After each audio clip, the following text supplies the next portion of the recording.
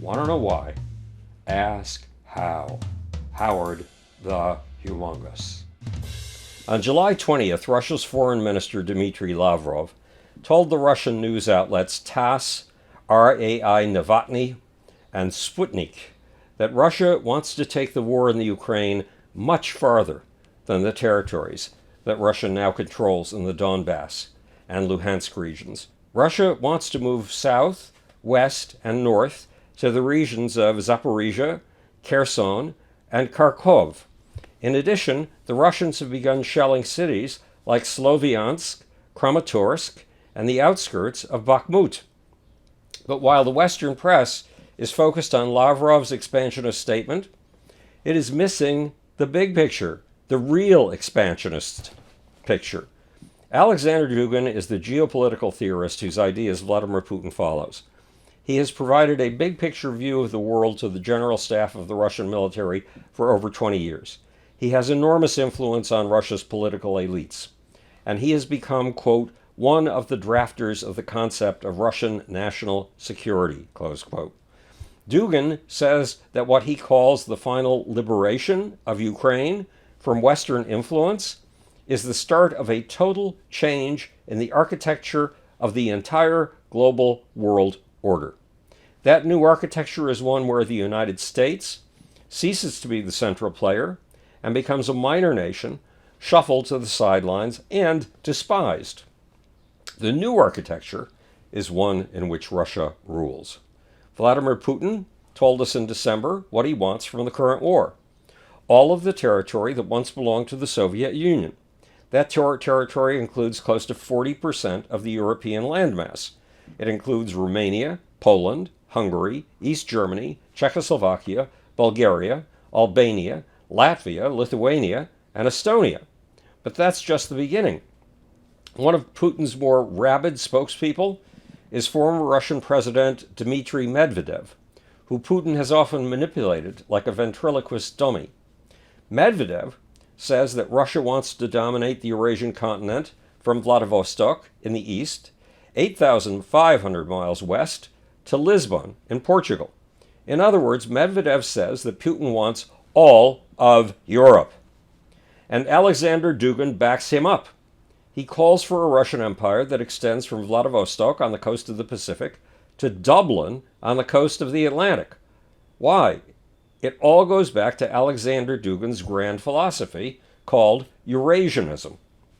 Under the surface of the Ukrainian struggle, writes Dugin, is an eternal battle, a fight between civilizations that honor tradition, civilizations rooted in the soil, and Atlantic merchant civilizations, rootless civilizations that roam the seas. This battle pits the United States, England, and Europe against the one center with a direct connection to God, the divinely connected Kremlin. But it gets worse. Says Dugin, the Russians were the first people God created on earth. Hence, they have the right to rule. Russia is a special civilization, Dugin says. It is unique. It combines the rule of one divinely inspired man with the partnership of the Russian Orthodox Church. It has a one-of-a-kind relationship with God. And Russia needs to spread its fusion of totalitarianism and theocracy. Why? Russia is a messiah. It is a savior. According to Dugin, the West is the kingdom of the Antichrist. It is satanic. Human rights are an abomination. Liberal democracy, says Dugin, must be cleansed from the face of the earth. Democracy must be exterminated. The American empire should be destroyed, Dugin declares, and at one point it will be. The American-led West must be rooted out and replaced by the purity of Russian civilization. Added Putin in a speech February 21st, there is no Ukraine. The communist leader Vladimir Lenin, he said, pried pieces out of Russia and pasted them together into an artificial state. Then the Westerners, Putin says, used this stolen piece of Mother Russia to plan an invasion of Russia itself. It is the West, say Putin's spokespeople, that started the war in the Ukraine. But don't forget the big picture.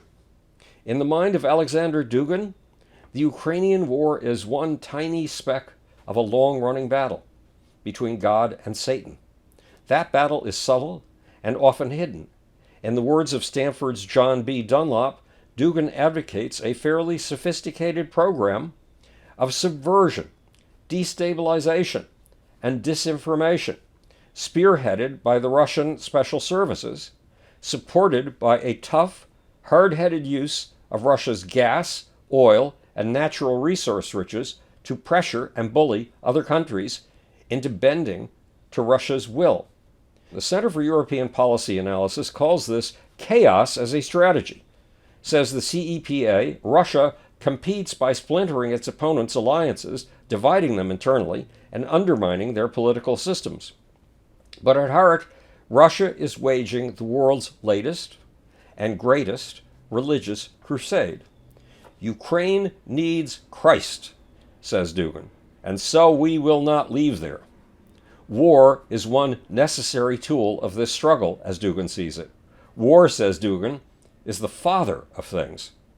It is time, says Dugin, for the one civilization that upholds the values of the soil and obeys its leader and its God, the Russian civilization, to rule. And it just may be time, says Dugin, for Russians to deliberately bring about something else. The biblical end of days. Says Dugin, the end of days should come, but it will not come by itself. This is a task. It is not a certainty. Which means it just may be time, says Dugin, to bring about the holy apocalypse. Something Russia could do with nuclear weapons. This is Howard Bloom, speaking to you from the future. It's your job and my job to make. Or, want to know why? Ask how.